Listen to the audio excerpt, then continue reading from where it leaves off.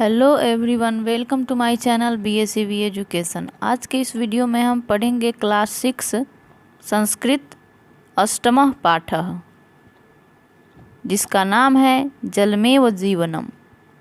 तो चलिए इस चैप्टर का अध्ययन करते हैं और इसका हिंदी अर्थ भी समझते हैं। जैसा कि आप चित्र में देख रहे हैं, जल की उपयोगिता कितनी है, तो चलिए इसे सिलसिलेवार ढंग से समझते हैं।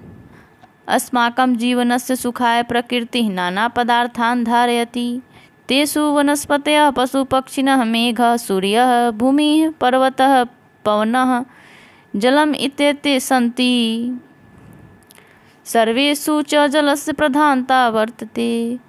जलं विना मानवो न जीवति, वनस्पतयः शुष्यन्ति, मेघाः न भवन्ति, अन्नं न जायते, भूमिः अपि शुष्यति।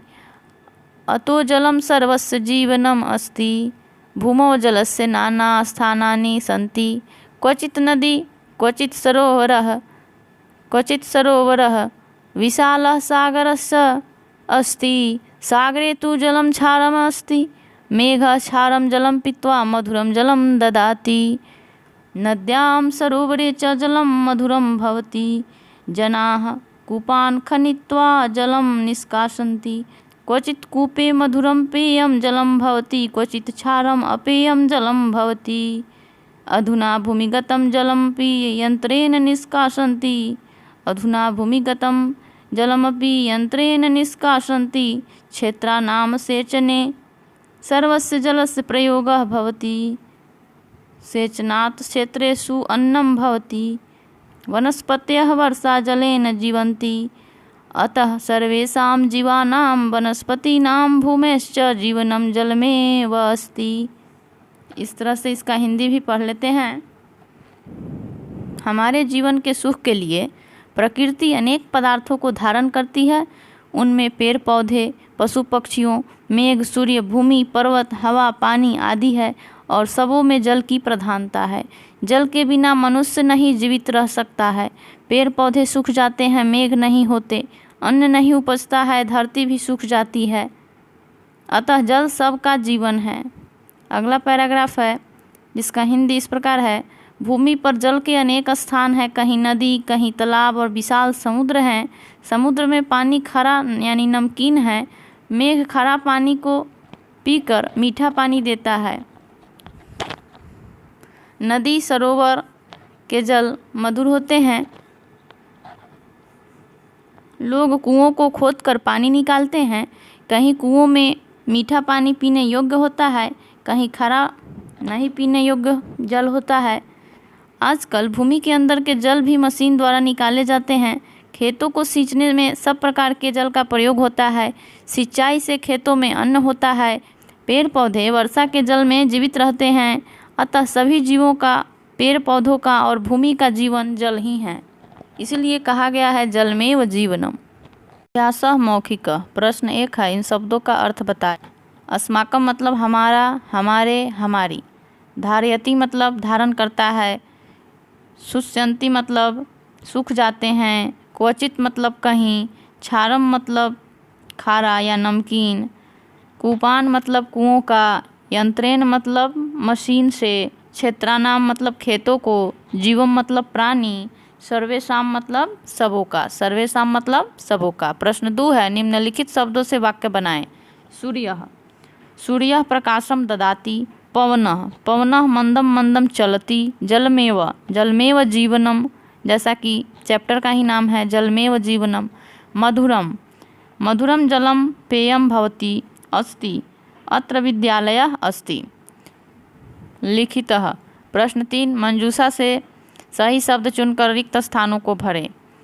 प्रश्न क है, डैश जीवनम, जलमेव जीवनम।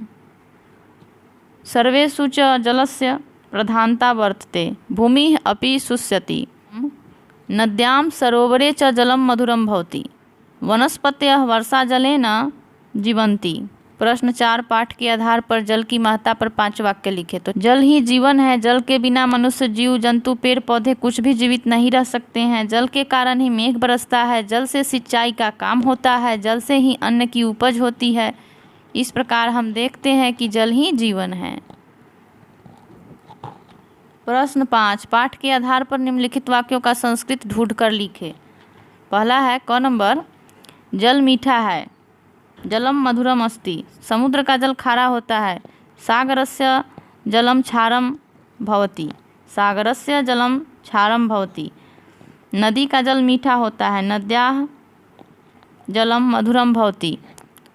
जल सबका जीवन है, जलम सर्वस्य जीवनम अस्ति। खेतों में अन्न होता है, क्षेत्रेषु अन्नम भवति। प्रश्न 6, संधि विच्छेद पद विभाग करें। सागरस्य, सागरः जोर च, जलमपि, जलम जोर अपि, कोऽपि, कः जोर अपि, जलमेव, जलम जोर एव, तथापि, तथा जोर अपि। प्रश्न 7, सही विकल्प चुनें।